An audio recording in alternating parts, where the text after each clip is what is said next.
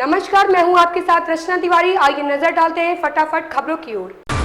राष्ट्रीय राजधानी दिल्ली में 9 और 10 सितंबर को होने वाली G20 की बैठक के चलते 8 सितंबर से वाया रोहतक से गुजरने वाली 15 से ज्यादा ट्रेनों को 3 दिन के लिए रद्द कर दिया गया है। उत्तर रेलवे ने सम्मेलन के चलते दिल्ली आने वाली लगभग 40 ट्रेनों को रद्द कर दिया है। इसके अलावा 12 ट्रेनों का टर्मिनेट स्टेशन बदला है। साथ ही 70 ट्रेनों को सैटेलाइट स्टेशनों से जोड़ा गया है, जिससे इन 3 दिनों में काफी ट्रेनें प्रभावित रहेंगी। दिल्ली से जींद, भिवानी, हिसार, सिरसा की तरफ से जाने वाली ट्रेनें वापस आने वाली सभी ट्रेनों को 3 दिन के लिए रद्द कर दिया गया है।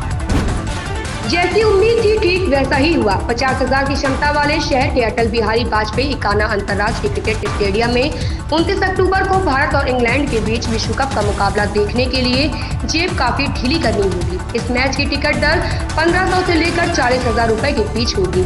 इकाना में अब तक हुए किसी भी मुकाबले के लिए यह टिकट दर सबसे महंगी है। हालांकि इसके बावजूद शुक्रवार को सिर्फ 1.25 घंटे में ही जनरल स्टैंड के 25 और हॉस्पिटैलिटी के 10% टिकट ऑनलाइन बिक गए। इसके बाद साइट पर टिकट बिकने बंद भी हो गए। घोसी विधानसभा उपचुनाव में भाजपा की चुनावी नैया की पतवार राष्ट्रीय जनतांत्रिक गठबंधन एनडीए के घटक अपना दल सुभाष सपा और निषाद पार्टी के हाथ में है।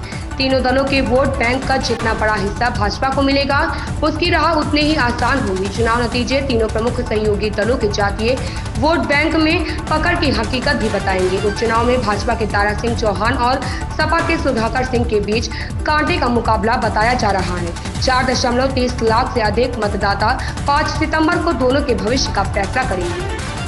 असम के मुख्यमंत्री हिमंता बिस्वा शर्मा असम में बहुविवाह पर रोक लगाने के लिए तैयार हैं। उन्होंने बहुविवाह पर प्रतिबंध लगाने के लिए एक विधेयक तैयार किया था, जिसे सार्वजनिक सुझाव के लिए प्रस्तावित किया गया था। अब इसी विधेयक पर जानकारी देते हुए शर्मा ने कहा कि हमें हमारे सार्वजनिक नोटिस के जवाब में कुल 149 सुझाव मिले हैं। उन्होंने कहा कि कुल मिले सुझाव में से 146 विधेयक के पक्ष में है। इससे साफ है कि बहुविवाह पर प्रतिबंध लगाने के समर्थन में ज्यादा लोग हैं। उन्होंने कहा कि ऐसा नहीं है कि सभी पक्ष में है। विधेयक पर 3 संगठनों ने विरोध जताया है।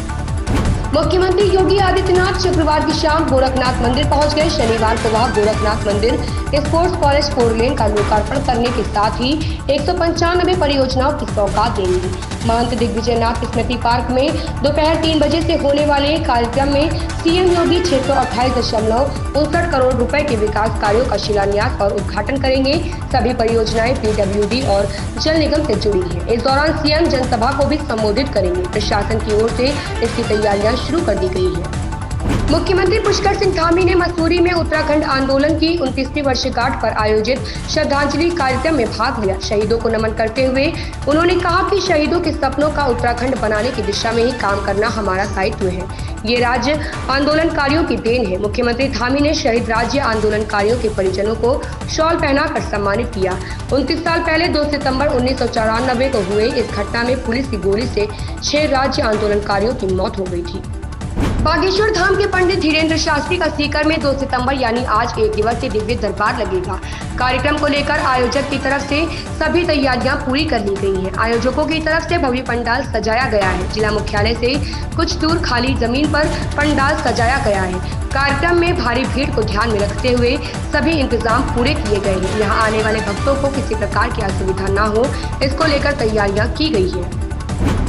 केंद्रीय गृह मंत्री अमित शाह रायपुर पहुंच चुके हैं। वो अपनी निर्धारित शेड्यूल से करीब 3 घंटे देर से राजधानी रायपुर पहुंचे। एयरपोर्ट पर बीजेपी के वरिष्ठ नेताओं ने उनकी अगवानी की। इसके बाद गृह मंत्री शाह बोरिया कला स्थित बीजेपी कार्यालय के लिए रवाना हो गए। यहाँ वो रात्रि विश्राम करेंगे। शाह की ये बैठक काफी अहम मानी जा रही है। वो प्रदेश कार्यालय में कोर कमेटी की बैठक लेंगे।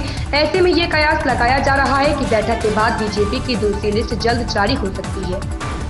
हाल ही में अभिनेता कार्तिक आर्यन को फिल्म निर्माता निर्देशक करण जौहर के घर के बाहर देखा गया। इसके बाद फैंस यह जानने के लिए उत्साहित हैं कि आखिर दोनों के बीच यह मीटिंग क्यों हुई।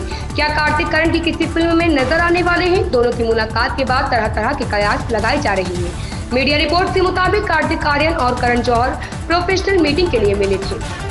अंतर्राष्ट्रीय प्रतिबद्धताओं के लिए राजनीतिक समर्थन जुटाने के प्रयास के तहत भारत अगले महीने यहां नए संसद भवन में G20 देशों की संसद के अध्यक्षों की मेजबानी करेगा। G20 भारत के विशेष सचिव मुक्तेश परदेसी ने बताया कि संसद G20 की बैठक 12 से 14 अक्टूबर तक होगी और G20 देशों के पीठासीन अधिकारी तथा आमंत्रित देश विचार विमर्श में भाग लेंगे। उन्होंने कहा कि यह सभी G20 देशों और आमंत्रित देशों के संसद के अध्यक्षों और पीठासीन अधिकारियों से संबंधित एक बैठक है। उन्होंने यह भी कहा कि नए संसद भवन में 12 से 14 अक्टूबर के बीच ऐसा होगा। इन खबरों में बस इतना ही, बने रहिए हमारे साथ।